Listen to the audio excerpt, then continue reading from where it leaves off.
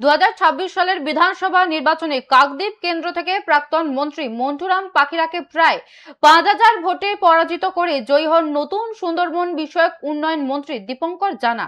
এই জয়ের পর কাকদ্বীপ রামকৃষ্ণ মিশনের কল্পতরু অফিসে আয়োজিত একটি অনুষ্ঠানে মিশনের পক্ষ থেকে তাকে আন্তরিক সংবর্ধনা জানানো হয়।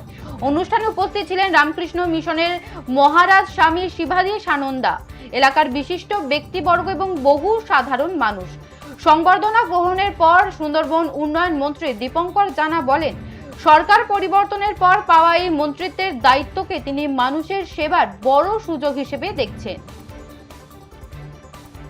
2026 সালের বিধানসভা নির্বাচনে কাকদ্বীপ কেন্দ্র থেকে প্রাক্তন মন্ত্রী মন্টুরাম পাখিরাকে প্রায় 5000 ভোটে পরাজিত করে জয়ী হন নতুন সুন্দরবন বিষয়ক উন্নয়ন মন্ত্রী দীপঙ্কর জানা।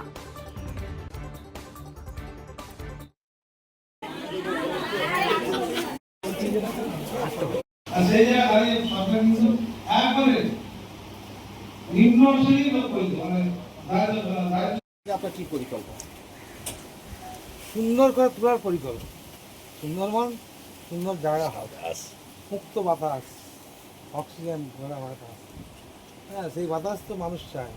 দেখুন না, শহরের মানুষরা সুন্দরবন ঘুরতে যায়, বিভিন্ন টুরিস্ট আর ট্যুরিজম জায়গা ঘুরতে যায়। কেন তো সুন্দরবন নদী, যেমন দীঘা, মন্দারমণি, এরকম বকখালি, আমাদের মৌসুদ্বীপ, ওদিকে হচ্ছে পায়রাখালি, হ্যাঁ, তারপর চড়িয়া আমাদের পদখালি, বিভিন্ন লোক যাচ্ছে।